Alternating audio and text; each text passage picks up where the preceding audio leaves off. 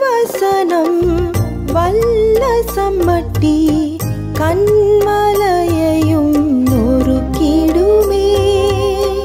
இதய நினைவை வகையாய் அறுக்கும் இருபுறமும் கருக்குள்ளதே சத்திய வேதம். பிதா குமாரன் பரிசுத்த நாமத்தினாலே ஆமென். இன்றைய தியானத்திற்கு நாம் தெரிந்து கொண்டிருக்கின்ற வேத பகுதி யாக்கோபு நிருபம் 1ஆம் அதிகாரம் 17வது வசனத்தை நாம் வாசிக்க கேட்போம். நன்மையான எந்த ஈவும் பூரணமான எந்த வரமும் பரத்திலிருந்து உண்டாகி, அதாவது பரலோகத்திலிருந்து உன்னதத்திலிருந்து உண்டாகி ஜோதிகளின் பிதாவின் இடத்திலிருந்து ஒளியின் பிறப்பிடமான தேவனிடமிருந்து இறங்கி வருகிறது. மனிதர்களுடைய வாழ்க்கையில எந்த நன்மையும் எந்த பூரணமான அன்பளிப்புகளும் தேவனிடத்திலிருந்து இறங்கி வருகிறது அப்படின்னு யாக்கோபு நம்மோடு கூட பகிர்ந்து கொள்கிறார். அவரிடத்தில் யாதொரு மாறுதலும் யாதொரு வேற்றுமையின் நிழலும் இல்லை. இன்னொரு மொழிபெயர்ப்பு சொல்லுகிறது, அவர் மாறிக்கொண்டே இருக்கிறவர் அல்ல, ஜோதியாய் ஒரே நிலையிலே பிரகாசித்துக் கொண்டிருக்கிறவர் அப்படின்னு இன்னொரு மொழிபெயர்ப்புல நம்ம வாசிக்கிறோம். இந்த வசனத்தை யாக்கோபு ஏன் 12 கோத்திரத்தாரோடு பகிர்ந்து கொள்ள வேண்டும் அப்படிங்கிற முக்கியமான கேள்வியை நீங்க கேட்கணும். ஏன் தெரியுமா? மேல் வசனம் வாசிங்க. எதனால இந்த வசனத்தை சொல்றாரு, கான்டெஸ்ட் என்ன அப்படின்னு நீங்க புரிஞ்சுக்கணும். 16வது வசனத்தை வாசிச்சு பாத்தீங்கன்னா ஏன் இந்த வசனத்தை சொல்றாருன்னு நமக்கு தெரியும். மோசம் போகாதிருங்கள், என் சகோதர சகோதரிகளே, நீங்க மோசம் போயிடக்கூடாது, மோசம் போகாதிருங்கள் அப்படின்னு ஆண்டவர் சொல்றாரு. ஏன் இந்த வார்த்தையை நம்மளோடு கூட பகிர்ந்து கொள்றாருன்னா, ஆண்டவரை நம்ம தவறா புரிஞ்சுக்கிட்டு அவர் என்னுடைய வாழ்க்கையில இந்த தீமையை செஞ்சிட்டாரு, இந்த தீமை அவரால் தான் வந்துச்சு, அவர் எனக்கு தீமையை செஞ்சிட்டாருன்னு ஆண்டவரை தவறா புரிஞ்சிடக்கூடாது. ஆண்டவரை தவறா புரிஞ்சிடக்கூடாது என்கிற கான்டெஸ்டுக்காக தான் இந்த வசனத்தை அவர் சொல்றாரு. ஏன்னா நம்முடைய எதிராளியாகிய மனுக்குலத்தினுடைய எதிராளியாகிய பிசாசானவனுடைய வேலை என்னன்னா, ஆண்டவரை தவறாகவே சித்தரித்து காண்பிக்கிறது. தேவன் நல்லவர் அல்ல, அவர் உங்களுக்கு இந்த விருட்சத்தின் கனியை விலக்கிட்டாரு அப்படின்னு ஆண்டவரை தவறாக சித்தரித்து காண்பிக்கிறது அவனுடைய வேலை. மனிதனும் குறைவான அறிவுள்ளவனாக பூர்ணமான ஒரு வெளிச்சம் அவனுக்கு இல்லாதபடினால அவனும் எப்போதுமே ஆண்டவரை தவறாதான் புரிஞ்சுக்கிறான். எப்போதுமே எல்லா மனிதர்களும் எக்காலகட்டத்திலையும் தேவனை தவறாதான் புரிஞ்சுக்கிறாங்க. அப்படி தேவனை தவறா புரிஞ்சுக்கிட்டா என்ன நடக்கும்? தேவனுக்கு எதிராளியா மாறிடுவான். தேவனை அன்பு செய்ய மாட்டான், தேவனை விசுவாசிக்க மாட்டான், மற்ற மக்களையும் அவன் நேசிக்க மாட்டான், தனக்கு தானே அழிவை தேடிக்கொள்வான். சோ தேவனை குறித்து தவறான புரிதல்ல இருந்து அந்த மக்களை விடுவிக்கணும் அப்படிங்கிறதுக்காகத்தான், அவர் நல்லவர் அப்படின்றத சொல்றதுக்காகத்தான் நன்மையான எந்த ஈவும் பூரணமான எந்த அன்பளிப்பும் ஜோதிகளின் பிதாவின் இடத்திலிருந்து இறங்கி வருகிறது. உன் வாழ்க்கையில ஒரு நன்மை இருக்குன்னா, உன் வாழ்க்கையில ஒரு நன்மை இருக்கு அப்படின்னா அந்த நன்மை எங்கிருந்து வந்திருக்கு? ஜோதிகளின் பிதாவின் இடத்திலிருந்து தான் வந்திருக்கு. அப்ப உன் வாழ்க்கையில இருக்கிற தீமைக்கு காரணம் என்ன? அது வேறொன்று, அவர் அல்லன்னு சொல்றதுக்காக தான் இந்த வசனத்தை அவர் பதிவு பண்றார். அவருடைய தீர்க்கர்களா இருக்கட்டும், அவருடைய அப்போஸ்தலர்களா இருக்கட்டும், தேவன் எப்படிப்பட்டவர் அப்படின்னு சொல்றதுல ரொம்ப கருத்தா இருந்தாங்க. 1 யோவானின் நிருபத்துல 1ஆம் அதிகாரத்துல யோவான் ஆண்டவரை பற்றி என்ன சொல்றாரு பாருங்க. 1 யோவானின் நிருபம் 1ஆம் அதிகாரம் 5வது வசனம். தேவன் ஒளியாய் இருக்கின்றார், அவரில் எவ்வளவேனும் இருள் இல்லை. தேவனுடைய பண்பை அவர் விளக்கும் போது உவமையாக உருவகப்படுத்தி சொல்லுகிறத நீங்க அங்க படிக்கிறீங்க. ஒளியில ஏதாவது இருள் இருக்கா? ஒளியில ஏதாவது இருள் இருக்கா? இல்ல. அதே போல தேவனிடத்துல எந்த விதமான தீமையும் இல்ல, எந்த விதமான தீமையான காரியங்கள் தேவனிடத்துல இல்ல. தேவனிடத்தில் இருக்கிற ஒன்றே ஒன்று என்னன்னா ஒளியின் பண்புகள் மாத்திரம்தான். அதனாலதான் யாக்கோபு பிதாவை சுட்டி காமிக்கும் போது ஜோதிகளின் பிதா, ஃபாதர் ஆஃப் ஹெவன்லி லைட்ஸ், விண்ணகத்துல இருக்கிற எல்லா ஜோதிகளுக்கும் ஊற்றுக்காரனர், எல்லா ஒளி தரக்கூடிய எல்லாவற்றுக்கும் ஊற்றுக்காரனர், ஒளி மட்டும்தான் அவரால் தர முடியுமே ஒழிய இருள அவரால் தர முடியாது. இருள் அவரிடத்திலிருந்து பிறப்பது கிடையாது. ஆகவே தேவனை நீ புரிஞ்சிக்க, தேவனை நீ நம்பு அப்படின்னு அவர் அந்த சகோதரர்களோடு பகிர்ந்து கொள்கிறார். 17வது வசனத்தை ஏன் அவர் சொல்லணும் தெரியுமா? 17வது வசனத்தை ஏன் சொல்லணும்னா அதை நீங்க புரிஞ்சுக்கிறதுக்கு 12ல இருந்து படிக்கணும். 12ல இருந்து படிச்சீங்கன்னா மனிதர்களுடைய வாழ்க்கையில சோதனைகள் வருது அப்படின்னு அவர் நம்மளோடு கூட பகிர்ந்து கொள்கிறார். 12ல என்ன வாசிக்கிறோம்? சோதனையை சகிக்கிற மனுஷன் பாக்கியவான்னு சொல்லிடுறாரு. சொல்லிட்டு இப்படி நீ பாக்கியவான்னு நான் சொல்றனால உன் வாழ்க்கையில வருகிற எல்லா சோதனைகளுக்கும் யார் தான் காரணம் நினைச்சிடாத. தேவன் தான் காரணர் நினைச்சிடாத. தேவன் தான் மூல காரணர் நினைச்சிடாத. உனக்கு வருகிற சோதனைகள் உனக்கு நல்லதுதான், அதை அவர் பதிவு பண்ணிடுறாரு. ஆனா எல்லா சோதனைகளுக்கும் அவர் தான் காரணர் நினைச்சிடாத அப்படின்னு சொல்றதுக்காக தான் 13 அவர் நம்மளோடு கூட பகிர்ந்து கொள்கிறார். சோதிக்கப்படுகிற எவனும் நான் தேவனால் சோதிக்கப்படுகிறேன் என்று சொல்லக்கூடாது. ஏனென்றால் பொல்லாங்கினால் அவர் சோதிக்கப்படுகிறவர் அல்ல. அப்படின்னா என்ன அர்த்தம்? தீமையை கொண்டு தேவனை சோதிக்க முடியாது. தீமையினால் தேவன் சோதனைக்கு உள்ளாகுகிறவர் அல்ல. Because he is God. அவர் கடவுளாக இருக்கிறபடினால அவரை சோதிக்க முடியாது. மானிடத்துல இருந்தா சோதனைகள் உண்டு, மானிடத்துல இருந்தா சோதனைகள் உண்டு. அவர் கடவுளாக இருக்கிறபடினால அவரை போய் சோதிக்க முடியுமா? அவரை சோதிக்க முடியாது. தீமையை கொண்டு அவரை சோதிக்க முடியாது. அதே போல அவரும் தீமையை கொண்டு உன்னை சோதிக்க மாட்டார்.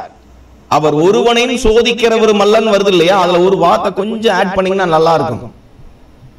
அவர் தீமையை கொண்டு பொல்லாங்கை கொண்டு உங்களை சோதிக்க மாட்டார். தீமையான ஒரு விஷயத்தை வச்சு உங்களை சோதிக்க மாட்டார். அதுக்கு தான் இன்னொரு ப்ரூஃப் சொல்றாரு. அப்ப சோதனை எப்படி வருது? சோதனை தேவனிடத்திலிருந்து வரல அப்படிங்கறத சொல்லிட்டு சோதனை எப்படி வருதுன்றத சொல்றாரு. வாசிங்களேன் 14ல அவன் தன் தன் சுய இச்சையினாலே இழுக்கப்பட்டு சிக்குண்டு சோதிக்கப்படுகிறான். அப்ப சோதனை எங்க இருந்து வருது? அவனுடைய இதயத்திலிருந்து ரத்தத்திலிருந்து வருது. அதாவது அவனுக்குள் இருக்கிற லஸ்ட் இச்சையினால அவன் இழுக்கப்படுகிறான். இழுக்கப்பட்டு சிக்குண்டு சோதிக்கப்படுகிறான். சோதனை உனக்குள்ள இருந்துதான் வருது. நம்பர் 1. இன்னொரு ரீசன் இருக்கு. சோதனை யார்கிட்ட இருந்து வருது? மத்தேயு 4ஆம் அதிகாரத்துல நீங்க வாசித்து பாத்தீங்கன்னா, 1 தெசலோனிக்கேயர் 3ஆம் அதிகாரத்துல வாசித்து பாத்தீங்கன்னா அங்க இவ்வாறு வாசிக்கிறோம். மத்தேயு 4ஆம் அதிகாரம் 1ஆம் வசனம் 3ஆம் வசனம். அப்பொழுது இயேசு பிசாசினால் சோதிக்கப்படுவதற்கு ஆவியானவராலே வனாந்தரத்திற்கு கொண்டு போகப்பட்டார். அதே அதிகாரத்துல 3ஆவது வசனம் படிங்க. அப்பொழுது சோதனைக்காரன் அவரிடத்தில் வந்து. அப்ப சோதனைக்காரன் யாரு? பிசாசு. யார சோதிச்சா? மானிடத்துல வெளிப்பட்ட தேவகுமாரனாகிய இயேசுவை சோதிச்சான். 1 தெசலோனிக்கேயர் 3ஆம் அதிகாரம் 5வது வசனம் வாசிங்க. நாங்க உங்களுக்கு சுவிசேஷம் சொன்னோமே, அந்த சுவிசேஷம் வீணாய் போகத்தக்கதாக சோதனைக்காரன் உங்களை சோதனைக்கு உட்படுத்தினது உண்டோ என்று அறிய உங்கள் விசுவாசத்தை அறிய தீமோத்தேயுவை அனுப்பினன்னு வரிசையா சொல்றத நீங்க அங்க படிக்கலாம். ஆகவே நம்பர் 1, சோதனை உங்களுடைய சொந்த இதயத்திலிருந்து, இருதயத்திலிருந்து, ரத்தத்திலிருந்து வருது. ஏன்னா லஸ்ட் அங்கதான் இருக்கு, தீய நாட்டம் அங்கதான் இருக்கு. அவன் தான் அதை தூண்டி விடுறான். உங்களை ஏவுகிறதும் தூண்டுகிறதும் நிரப்புகிறதும் பொசஸ் பண்றதும் அவன் தான். தேவன் அல்ல, தேவன் அல்ல. தேவன் செய்கிறது ஒன்னே ஒண்ணுதான், அவரிடத்திலிருந்து நன்மை மட்டும்தான் வரும். பிசாசு இந்த பூமியில இருக்கிறான். பிசாசையும் அவனுடைய சேனைகளையும் ஆண்டவர் இந்த பூமியில அனுமதிச்சிருக்கிறார். ஒரு குறிப்பிட்ட காலம் வரும், அவனை அழிப்பார். அதுல எந்த விதமான மாற்று கருத்தும் இல்ல. அவனுக்கு குறிக்கப்பட்ட காலம் வருகிற வரை, ஏன்னா அவனை நியாயம் தீர்த்துட்டாரு, அவனை தள்ளணும் நரகத்துல. அந்த காலம் வருகின்ற வரை அவனுக்கு சம் பீரியட்ஸ். அதுவும் எதுக்காக தான்? மனிதனுடைய நன்மைக்காக தான். அவனை விட்டு வச்சிருக்கிறதும் மனிதனுடைய நன்மைக்காகத்தான், மனிதனுடைய தீமைக்காக அல்ல, மனிதனுடைய நன்மைக்காகத்தான். எந்த செயலை செஞ்சாலும், தேவன் எந்த செயலை செஞ்சாலும் அது நன்மையாகத்தான் இருக்குமே ஒழிய அதுல எந்த விதமான பொல்லாங்கு இருக்காது அப்படின்னு கிறிஸ்தவர்களுக்கு சொல்றதுக்கு, எபிரேய கிறிஸ்தவர்களுக்கு சொல்றதுக்கு தான் யாக்கோபு முயற்சி பண்றாரு. யாக்கோபு 1:12 சோதனை மனிதர்களுடைய வாழ்க்கையில வருன்றாரு. அட் த சேம் டைம் தேவனால் தான் வருதுன்னு நினைக்காத, அது உனக்குள்ள இருந்துதான் வருது. சோதனைக்காரன் தான் அதை செய்யறான், நீ அதனால மோசம் போயிடாத, தேவனை தப்பா புரிஞ்சிக்காத. ஏனா அவர் ஜோதிகளின் பிதா, ஒளியின் பிறப்பிடம், அவர்கிட்ட எந்த விதமான தீமை இல்ல, இருள் இல்ல. அதுக்கு ஒரு ப்ரூஃப் தராரு. அவர் சித்தம் கொண்டு தம்முடைய படைப்புகளில் நாம் முதற் பலன்களாய் இருப்பதற்கு நம்மை சத்திய வசனத்தினாலே ஜனிப்பித்தார். நம்மளை பிறப்பித்தது அவருடைய வார்த்தையினால பிறப்பித்தார், அவருடைய வசனத்தினால நம்மளை பிறப்பித்தார். அது ஒரு நல்ல ப்ரூஃப். அவர் செய்கிற எல்லாமே நன்மையானது, நன்மை மட்டும்தான் அவரிடத்துல இருந்து வருகிறதற்கு அது ஒரு ப்ரூஃப். 1 பேதுருல நீங்க இதை படிக்கலாம். 4வது வசனமும் 23வது வசனமும், 1ஆம் அதிகாரம் 4வது வசனம் 23வது வசனம். ஜீவனுள்ள நம்பிக்கை நமக்கு உண்டாகும்படிக்கு தமது மிகுந்த இரக்கத்தின்படியே நம்மளை மறுபடியும் ஜெனிப்பித்தார். நமக்கு செய்த நன்மை, அவரை மருத்துவரிலிருந்து உயிர்த்தெழ வைத்து அதனால நம்மளை மறுபடியும் ஜெனிப்பித்தார். இதுதான் தேவனுடைய கிரியை. இது நன்மையான கிரியை, இது மனுஷனுக்கு நன்மை. 23 படிங்க. அழிவுள்ள வித்தினாலே அல்ல, என்றென்றைக்கும் நிற்கிறதும் ஜீவன் உள்ளதுமான தேவ வசனமாகிய அழிவில்லாத வித்தினாலே மறுபடியும் ஜனிப்பிக்கப்பட்டீர்களே. அப்ப உங்களுடைய வாழ்க்கையில இருக்கிற எல்லா நன்மைகளுக்கும் காரணம் யாரு? உங்க வாழ்க்கையில இருக்கிற எல்லா தீமைகளுக்கும் காரணம் யாரு? உங்களுக்குள்ள இருக்கிற இச்சையும் உங்களை தூண்டி விடுகிற பிசாசு. தேவன் நல்லவர், அதை நீங்க புரிஞ்சுக்கணும், அதை நீங்க நம்பணும். இதுதான் கிறிஸ்தவ வாழ்க்கையினுடைய ஆரம்பம். ஆண்டவரால சிறப்பற்ற பூரணமற்ற எதையையும் அவரால் பிறப்பிக்க முடியாது அப்படிங்கிறதுக்கு ஒரு ப்ரூஃப் தரேன். ஆதியாகமம் 1ஆம் அதிகாரம் 31வது வசனம். தாம் படைத்த எல்லாவற்றையும் பார்த்தார், அது மிகவும், மறுபடியும் சொல்லுங்க, அது மிகவும் நன்றாயிருந்தது. அது மிகவும் நன்றாயிருந்தது. எந்த விதமான தீமையும் படைப்புல கிடையாது. சீர்கேடு, ஒழுங்கின்மை, குறைவு எதுவுமே படைப்புகள்ல கிடையாது. தாம் படைத்த எல்லாவற்றையும் பார்த்தார், பார்த்து நம்மோடு கூட பகிர்ந்து கொள்கிறார். அது மிகவும் நன்றாக இருந்தது. அவர் என்ன சொன்னாலும் செஞ்சாலும் அது உங்க நன்மைக்காக தான். அதை நீங்க நம்பணும். அதை நீங்க நம்பல அப்படின்னா முடிஞ்சு. 2ஆம் அதிகாரத்துல ஆண்டவர் ஒரு இன்ஸ்ட்ரக்ஷனை ஆதாம் கிட்ட தரார். 16-17. நீ தோட்டத்தில் உள்ள சகல விருட்சங்களின் கனிகளையும் புசிக்கலாம், ஆனாலும் நன்மை தீமை அறியத்தக்க விருட்சத்தின் கனியை புசிக்க வேண்டாம், அதை புசிக்கும் நாளிலே சாகவே சாவாய் அப்படிங்கிற ஒரு கட்டளையை மீறினால் வருகிற விளைவை மனிதனோடு அவர் பகிர்ந்து கொள்கிறார். ஆதியாகமம் 3ஆம் அதிகாரத்துல சர்ப்பமானது தந்திரமுள்ளதாக இருந்தது. அதாவது லூசிபர் என்கிற சாத்தான், பழைய பாம்பாகிய சாத்தான் தந்திரமுள்ளவனாக இருந்தபடினால மனுக்குலத்தை சந்தித்து அவங்களோடு பேசி அவங்களை ஏவுகிறதை தூண்டுகிறத நீங்க அங்க படிக்கலாம். ஏவி தூண்டி அவர்களை கெடுக்கிற காரியத்தை நீங்க அங்க படிக்கலாம். அவங்க கர்த்தருடைய கட்டளையை மீறினார்கள். கர்த்தருடைய கட்டளையை மீறினாலதான் என்ன வருது? பாவம் வருது, மரணம் வருது, பாதாளம் வருது, அந்தகாரம் வருது. அந்தகாரம்னா சாத்தானுடைய ஆளுகையின் கீழ் செல்லுதல், அடிமைத்தனத்தின் கீழ் செல்லுதல். தாம் படைத்த எல்லாவற்றையும் பார்த்தார், அது மிகவும் நன்றாக இருந்தது. மனிதனுக்கு ஒரு இன்ஸ்ட்ரக்ஷனை கொடுக்கிறாரு. அந்த இன்ஸ்ட்ரக்ஷனை அவன் பெற்றுக் கொள்கிறான். அதை கை கொண்டா அவனுக்கு நன்மையா? கை கொண்டா அவனுக்கு நன்மை. ஆனா அவன் கை கொள்ளாதபடிக்கு அவனை பொசஸ் பண்றதுக்கு ஒருத்தன் வந்தான். அவனுக்கு இவன் இடம் கொடுத்தனால தீமை வந்தது. அப்ப பூமியில உலகத்துல நடக்கிற எல்லா தீமைகளுக்கும் 2 பேர் தான் காரணம், மனுஷனும் சாத்தானும். தேவன் அல்ல. உலகத்துல உங்க வாழ்க்கையில நடக்கிற எல்லா தீமைகளுக்கும் காரணம் ஒண்ணு நீங்களா இருக்கணும், இல்ல பிற மனுஷனா இருக்கணும், இல்ல சாத்தானா இருக்கணுமே ஒழிய கர்த்தர் அல்ல. யெகோவாகிய தேவனாகிய கர்த்தர் அல்ல. இதை நீங்க புரிஞ்சுக்கிட்டீங்கன்னா கண்டிப்பாக தேவனை என்னாலும் ஸ்தோத்தரிக்கிறவர்களாகத்தான் நீங்க இருப்பீங்க. இந்த நம்பிக்கை தான், இந்த புரிதல் தான் யோபுக்கு இருந்தது. நான் சோதிக்கப்பட்ட பின் சுத்த பொன்னாக விளங்குவேன். தன்னுடைய வாயினால, உதட்டுனால, நாவுனால யோபு பாவம் செய்யவில்லை அப்படின்னு நம்ம படிக்கிறோம். ஆனா இன்னைக்கு மானிடர்கள் அதிகமாக நாவினால பாவம் செய்யறாங்க. அப்படி அந்த 12 கோத்திரத்தார் பாவம் செய்துவிடக் கூடாது அப்படிங்கிறதுக்காக தான் நன்மையான எந்த ஈவும் பூரணமான எந்த வரமும் பரத்திலிருந்து உண்டாகி ஜோதிகளின் பிதாவினிடத்திலிருந்து இறங்கி வருகிறது அப்படிங்கிறத ஆண்டவர் சொன்னார். மனிதனுக்கு அவர் தீமை செய்கிறவர் அல்ல. மனிதனுக்கு தீமை செய்கிறவராய் இருப்பாரானால் தம்முடைய சுதனை அனுப்பி இருக்கவே மாட்டார். ஆதியாகமம் 3ஆம் அதிகாரத்துல மனுக்குலத்தினுடைய வீழ்ச்சியின் முதல் நாளிலே இரட்சகரை வாக்கு பண்றார். அவர் உன் தலையை நசுக்குவார் அப்படின்னு ரட்சகரை வாக்கு பண்ணிடுறாரு. மனிதனுக்கு அவர் தீமை செய்கிறவர் அல்ல, மனிதனுக்கு அவர் நன்மை செய்கிறவர் தான். அதனாலதான் ரட்சகரை வாக்கு பண்றாரு.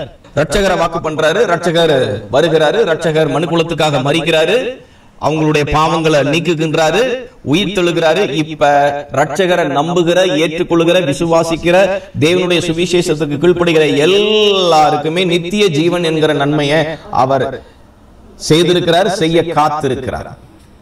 தேவன் ஒரு நாளும் மனிதனுக்கு கெடுதல் செய்கிறவர் அல்ல. அவன் விதைத்தவைகளை அவன் அறுவடை செய்வான். அவனுக்கு உண்டான தீமைக்கு காரணம் என்ன? உண்டாகுகிற தீமைகளுக்கு காரணம் என்ன? அவன் விதைத்தவைகளை நியாய தீர்ப்புகளாக அறுவடை செய்வான் மனிதன். கலாத்தியர் 6ஆம் அதிகாரத்துல நீங்க படிக்கலாம். தேவன் தம்மை பரியாசம் பண்ண ஒட்டார். தேவனை யாரும் ஏமாற்ற முடியாது, எள்ளி நகையாட முடியாது. மனுஷன் எதை விதைக்கிறானோ அதை அறுவடை செய்வான். தீமையை விதைத்தால் தீமையை அறுவடை செய்வாய். 1 பேதுருல வாசிக்கிறோம், நீங்கள் நன்மையை பின்பற்றுகிறவர்களாய் இருப்பீர்கள் என்றால் உங்களுக்கு தீமை செய்கிறவன் யார்? ஆதியாகமம் 4ஆம் அதிகாரத்துல நீங்க வாசிக்கலாம். நன்மை செய்தால் மேன்மை இல்லையோ, நன்மை செய்யாட்டினா பாவம் உன் வாசப்படியில படுத்து கிடக்கும், அவன் உன்னை ஆண்டு கொள்வான். அவன்றது இந்த இடத்துல யாரு? பிசாசு. நீ நன்மை செய்யாம போறனாலதான் அவன் உன் ஆளுகை செய்யறான். நன்மை செய்யாம போறனாலதான், எனக்கு நீ செவி கொடுக்காம போறனாலதான், என்னை எதிர்க்கிறனாலதான் உன்னுடைய வாழ்க்கையில தீமை. சோ தீமைக்கு காரணம் தேவன் அல்ல என்பதை நீங்கள் புரிந்து கொள்ள வேண்டும். 2 சாமுவேல் புத்தகம் 11ஆம் அதிகாரம் 2ல இருந்து படிங்க. குளித்துக் கொண்டிருக்கிற ஒரு ஸ்திரீயை தாவீது உப்பரிகையின் மேலிருந்து காண்கின்றார். அந்த ஸ்திரீ வெகு சௌந்தரவதி. யாரு? பத்சேபாள். ரைட்டா? இப்ப என்ன நடக்குது பாருங்க. அப்பொழுது தாவீது அந்த ஸ்திரீ யார் என்று கேட்டான். அவள் இன்னார் என்று அவனுக்கு தெரிய வந்தது. யாரு? உரியாவினுடைய மனைவி, தன்னுடைய சேவகனுடைய மனைவி என்று கேள்விப்படுகிறான். 4வது வசனத்துல, அப்பொழுது தாவீது ஆள் அனுப்பி அவளை அழைத்து வர சொல்லி அவளோட சாயனைத்தான். நல்லா கவனிங்க. யுத்தத்துக்கு போக வேண்டிய தாவீது யுத்தத்துக்கு போகாம அவன் அரண்மனையில இருந்து விடுகின்றான். தூங்குறது, சாப்பிடுறது, உலாத்துறது, இத 3 தான் செஞ்சான். அப்படி உலாத்தி கொண்டு இருக்கிறப்ப ஒரு ஸ்திரீ குளிச்சுட்டு இருக்கிறாங்க. பார்த்தோன்னே நம்ம ஆளுக்கு என்ன ஆகுது? சந்தோஷம் ஆகுது. கூப்பிட்டு பயன்படுத்துகிறது. இங்க ஒரு சோதனை இவனுக்கு நேரிட்டுச்சு. இந்த சோதனைக்கு யார் காரணம்? வெட்ட வெளிச்சமா தெளிவா தெரியும், தாவீதுக்குள்ள இருந்த தீய நாட்டம் தான். லஸ்ட் தான் காரணம். லஸ்ட் தான் காரணம். அதை தூண்டி விட்டது யாரு? சாத்தான். அதை தூண்டி விட்டது சாத்தான். யுத்தத்துக்கு போயதான் தூண்டி விட்டுருப்பானா? யுத்தத்துக்கு போயதான் தூண்டி விட்டு இருக்க மாட்டான். தின்னு கொளுத்து வீட்டுல இருக்கான், சோம்பேறித்தனமா. சாத்தான் தூண்டி விடுறான். சாத்தானுடைய தூண்டுதலுக்கு தன்னை ஒப்பு கொடுக்கிறான், அந்த இச்சைக்கு தன்னை ஒப்பு கொடுக்கிறான். அங்க ஒரு பாவம் வருகிறது. இந்த பாவத்தின் நிமித்தம் அவனுக்கு என்ன வந்துச்சு? நியாய தீர்ப்பு வந்துச்சு, தீமை வந்துச்சு. இந்த தீமைக்கெல்லாம் இப்ப காரணம் யாரு? தாவீது தான் காரணம். தேவனா? இல்ல. என்ன நீங்க காக்காம போனது என்னன்னு தேவன் நம்ம கேட்க முடியுமா? என்ன நீங்க காத்திருந்தா, எனக்கு நீங்க கிருபை தந்திருந்தா நான் அதை செஞ்சிருக்க மாட்டேனே சொல்ல முடியுமா? தன்னுடைய பாவங்களுக்கும் தனக்குண்டான தீமைகளுக்கும் நியாய தீர்ப்புகளுக்கும் மனிதனே பொறுப்பேற்க வேண்டும். அது ஆதியாகமம் 3ஆம் அதிகாரமா இருக்கட்டும், அல்லது 2 சாமுவேல் 24ஆம் அதிகாரமா இருக்கட்டும், எல்லா தீமைகளுக்கும் மனிதன் தான் பொறுப்பேற்க வேண்டும். சாத்தானே நீங்க குற்றம் சாட்ட முடியாது. நீர் எனக்கு தந்த ஸ்திரீயானவள் அப்படின்னு அவளையும் நீங்க குற்றம் சாட்ட முடியாது. நீ ஏன் சாப்பிட்டு தான் கேட்பாரு. ஸ்திரீ கிட்ட கேட்டா சர்ப்பம் என்ன வஞ்சித்தது அப்படின்னு அவ கை காட்டுறான். அது வஞ்சிக்கதான் செய்யும். உனக்கு எங்க போச்சு புத்தி? நான் சொன்னேன்ல, நான் உனக்கு விளக்கின, உனக்கு நான் உன விளக்கி இருக்கிறேன். விளக்கினா விளக்கலையா? விளக்கி இருக்கேன். உங்ககிட்ட சொன்னா இல்லையா? சொன்னேன். நீ ஏன் இடம் கொடுத்த? நீங்க பிசாசையும் காரணம் காட்டி தப்பிக்க முடியாது. மனிதனே பொறுப்பெடுக்க வேண்டும். அவன் யுத்தத்திற்கு போயிருக்கணும், போகல, தின்னு கொளுத்து வீட்டுல உலாவுனா சாத்தான் பொசஸ் பண்றான். ஒரு பொண்ணை வச்சு இச்சைக்கு இடம் கொடுக்கறான். அங்க பாவம் வருது, பாவத்து நிமித்தம் விளைவுகள் வருகிறது. இந்த விளைவுக்கு தாவீது தான் காரணம். ஆனா கர்த்தர் இதுல ஒரு நன்மையை செய்யறாரு பாருங்க. 12ஆம் அதிகாரம் 2 சாமுவேல் 12ஆம் அதிகாரம் 13வது வசனம். அப்பொழுது தாவீது நாத்தானிடத்தில், நான் கர்த்தருக்கு விரோதமாக பாவம் செய்தேன் என்று சொல்லி ஒத்துக்கொள்கிறான். நாத்தான் தாவீதை நோக்கி, நீ சாகாதபடிக்கு நீங்க செய்தார். இங்கேயும் கர்த்தர் நன்மைதான் செய்யறாரு. தாவீது தனக்குத்தானே தீமையை தேடிக்கொள்றான். அவன் மரணத்துக்கு பாத்திரவான். மரணம்னா இங்கேயும் கொல்லப்படணும், நித்தியமாகவும் அவன் மரண தண்டனை அனுபவிக்கணும். நித்தியத்திலையும் மரண தண்டனை அனுபவிக்கணும், சரீரத்திலையும் இங்க கொல்லப்படணும். இதுதான் அவனுக்கு உண்டான நியாய தீர்ப்பு. அந்த தீர்ப்பு அவனே சொல்றான். இவன் மரணத்துக்கு பாத்திரவான்னு. இவன் கண்டிப்பா எங்கதான் போயாகணும்? மரணம் பாதாளத்துக்கு தான் போயாகணும், நித்திய மரணத்துக்கு தான் போயாகணும். ஆனா தாவீதுக்கு நன்மை செய்கிறார். என்ன நன்மை செய்கிறார்?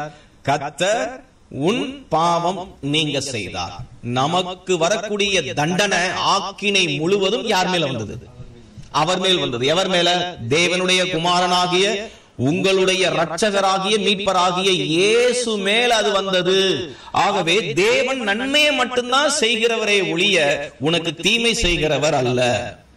உனக்கு தீமைன்னு ஒண்ணு நேரிடுதுன்னா அது ஒன்னாலதான் இருக்கும், பிசாசாலதான் இருக்கும்.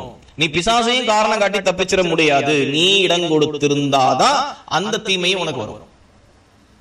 அவனை காரணம் காட்டி நீ தப்பிக்க முடியாது. நீ தான் பொறுப்பெடுக்கணும். நீ பொறுப்பெடுத்துக்கிட்டீங்கன்னா, ஒத்துக்கிட்டீங்கன்னா, நீ அவர்கிட்ட போய் நீ சரணடைஞ்சி அவர்கிட்ட நீ வேண்டுதல் செய்வீனா, அந்த சூழலையும் உனக்கு நன்மை செய்ய யாரால கூடும்?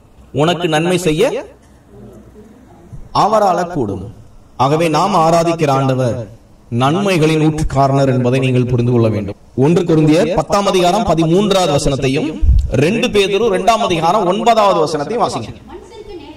மனுஷர்களுக்கு நேரிடுகிற சோதனை அல்லாமல் வேறே சோதனை உங்களுக்கு நேரிடுகிறது இல்லை. அந்த வார்த்தை கவனிங்க. தேவன் உண்மையுள்ளவராய் இருக்கிறார். தேவன் நீதிபரராய் இருக்கிறார். உங்கள் திராணிக்கு மேலாக நீங்கள் சோதிக்கப்படுவதற்கு அவர் இடம் கொடாமல் சோதனையை தாங்கத்தக்கதாகவும் அந்த சோதனை நின்று தப்பித்துக் கொள்ளும்படியான போக்கையும் உண்டாக்குகிற தேவனாக இருக்கிறார். சோதனைகள் அவர் தருகிறது இல்ல. சோதனைகள் உங்களுக்குள்ள இருந்துதான் வருது. வெளியில இருந்து அவன் ஏவுகிறான். ஆகவே உங்களுக்குள்ள இருந்துதான் வருது, உங்ககிட்ட இருந்துதான் வருது. அட் த சேம் டைம் உங்களுடைய திராணிக்கு மேல நீங்க சோதிக்கப்படக்கூடாதுன்னு இடையில வந்து நிக்கிற. அப்படியே நீங்க சோதிக்கப்பட்டுட்டீங்களா, சோதனைக்கு உட்பட்டுட்டீங்களா, இப்ப என்ன செய்யலாம்? அதுல இருந்து உங்களை விடுவிக்கிற தேவனா இருக்கிறார். அதுக்குதான் நான் 2 சாமுவேல் 11ஆம் அதிகாரம் உங்களுக்கு ஆதாரமா தந்தேன். அதுல இருந்து தாவீதை விடுதலை ஆக்கினார். கர்த்தர் விடுவித்தார் தாவீதை. போக்கை உண்டு பண்ணுகிற தேவன். அல்லேலூயா. அதனால்தான் பரமண்டல ஜெபத்தை இயேசு சொல்லிக் கொடுக்கும் போது, எங்களை தீமைக்கு உட்பட பண்ணாதையும் சோதனை நின்று ரட்சித்துக் கொள்ளும். சோதனைகளே அனுமதிக்காதீங்கன்றது அதனுடைய அர்த்தம் கிடையாது. சோதனைக்கு நான் உட்பட்டு சோதனையில வீழ்ச்சி அடைஞ்சிடாதபடி என்ன நீங்க பாதுகாத்துக் கொள்ளுங்க. அப்படி ஆண்டவர் உங்களை பாதுகாக்கணும்னா நீங்க என்ன செய்யணும்? 2 பேதுரு 2:9. கர்த்தர் தேவ பக்தியுள்ளவர்களை சோதனை நின்று ரட்சிக்கவும் அக்கிரமக்காரரை ஆக்கினைக்குள்ளாக தீர்க்கவும் அறிந்திருக்கிறார். நீ தேவ பக்தியுள்ளவனா இருந்தீனா, தேவ பக்தினா என்ன? ஆண்டவர் மேலுள்ள அன்பு, விசுவாசம், நம்பிக்கை, பயம், அதன் நிமித்தம் உங்களை அர்ப்பணிப்பு செஞ்சு தேவ சத்தத்துக்கு செவி கொடுக்கிற வாழ்க்கை, தேவ சித்தத்தை செய்கிற வாழ்க்கை தான் தேவ பக்தி. அந்த தேவ பக்தி இருந்துச்சுன்னா எல்லா சோதனைகளிலிருந்து உங்களை காப்பாற்றுவார். அதான் நீங்க வெளிப்படுத்தல் 3:10 வாசிக்கிறீங்க. வாசிங்க. வெளிப்படுத்தல் 3:10. மன உறுதி தருகிற என் வாக்கை, பொறுமையை குறித்து சொல்லிய வசனத்தை நீ காத்து கொண்டபடியினால் இதோ பூமி எங்கும் பூச்சிக்கரம் எங்கும் வரப்போகிற சோதனை காலத்திற்கு நீ தப்பும்படி நானும் உன்னை காப்பேன். நீ காத்து கொண்டபடியினால் நானும் காப்பேன். நீ வசனத்தை காத்துக் கொண்டாய், பொறுமையாய் இருந்தாய். யோபு பொறுமையா இருந்தான். யோபினுடைய பொறுமையை குறித்து அறிந்திருக்கிறீர்களே, கர்த்தருடைய செயலின் முடிவையும் கண்டிருக்கிறீர்களே. கர்த்தர் நீடிய சாந்தமும் மிகுந்த கிருபையும் உள்ளவர், இரக்கம் உள்ளவர். கர்த்தர் யாருன்னு புரிஞ்சுக்கிங்க, மோசம் போயிடாதீங்க. கர்த்தரை நம்புங்க, மோசம் போயிடாதீங்க. அவன் சொல்லுவான், கர்த்தரை குறித்து குறை சொல்லுவான், கர்த்தரை குற்றப்படுத்துவான். கடவுள்னு ஒருத்தர் இல்லன்னு இன்னைக்கு எத்தனை பேர் சொல்லிட்டு இருக்கிறான்? கடவுள்னு ஒருத்தர் இருந்தா இது நடக்குமா, அது நடக்குமா, எங்க போனாரையா கடவுள் அப்படின்னு அவன் கேட்பான். கடவுள்னு ஒருத்தர் இருக்கிறனாலதான் இன்னைக்கு மழை பெய்யுது, பயிர் விளையுது, மனிதன் சுவாசிக்கிறான், மனிதன் உயிரோட இருக்கிறான். அவன் உயிரோட இருக்கிறதே கர்த்தர் தருகிற ஈவு. அப்ப அந்த தீமைகளுக்கெல்லாம் காரணம் யாரு? ஒண்ணு அவன் தேடிக்கிட்டதா இருக்கணும், அவன் விதைச்சி அவன் அறுத்ததா இருக்கணும், இல்லன்னா பிசாசா இருக்கணும். ரெண்டாதான் காரணமா இருக்குமே ஒழிய கர்த்தர் ஒரு நாளும் தீமை செய்ய மாட்டார். மனிதனுக்கு நன்மையே செய்கிறவர். ஒரு நாள் ஒன்று வரும், அப்பொழுது மனுக்குலத்தினுடைய எதிராளியாகிய பிசாசானவனை, பழைய பாம்பாகிய வலுசர்ப்பத்தை பிடித்து இரண்டாம் மரணமாகிய அக்னி கடலிலே தள்ளுவார். அதற்கு முன்பாகவே காலம் வரும், அவர் நேரடியாக இந்த பூமிக்கு வந்து நலமான நன்மை செய்கிற ஆட்சியை மனு மக்களுக்கு தருவார். அந்த ஆட்சி அற்புதமான ஆட்சி. 1000 ஆண்டுகள் இதே பூமியில இயேசு ஆட்சி செய்வார். அப்பொழுது மனிதன் நன்மைகளை மாத்திரம் அனுபவிப்பான். யுத்தம் இருக்காது, மோசம் இருக்காது, தீமை இருக்காது. இப்படி ஒரு ஆட்சி இதுவரைக்கும் இருந்ததே இல்ல, யாருமே செஞ்சதில்லை. 7 சாம்ராஜ்யம் வந்துச்சு, ஜனநாயகம் இருந்துச்சு. 7 சாம்ராஜ்யம் ஆட்சி செஞ்சிச்சு, ஜனநாயகமும் ஆட்சி செஞ்சிச்சு. இப்படி ஒரு ஆட்சி இல்லையேன்னு வியக்கத்தக்க வகையில இயேசு பூமி எங்கும் ஆட்சி செய்வார். மனிதர்களுக்கு அந்நாட்களிலே நன்மை மாத்திரமே உண்டு. எந்த போர் இருக்காது, எந்த யுத்தம் இருக்காது, எந்த தீமை இருக்காது. சோ நீங்க ஆராதிக்கிற ஆண்டவர் உங்களுக்கு நன்மை செய்கிற ஆண்டவர். எந்த விதத்திலும் பொல்லாங்கினால் உங்களை சோதிக்க மாட்டார். ஏனென்றால் அவரும் பொல்லாங்கினால் சோதிக்கப்படுகிறவர் அல்ல. நன்மையான எந்த ஈவும், பூர்ணமான எந்த வரமும் பரத்திலிருந்து உண்டாகி ஜோதிகளின் பிதாவின் இடத்திலிருந்து இறங்கி வருகிறது. ஆமென். தலையில தாழ்த்துவோமா, ஜெபிப்போம். சத்தியவே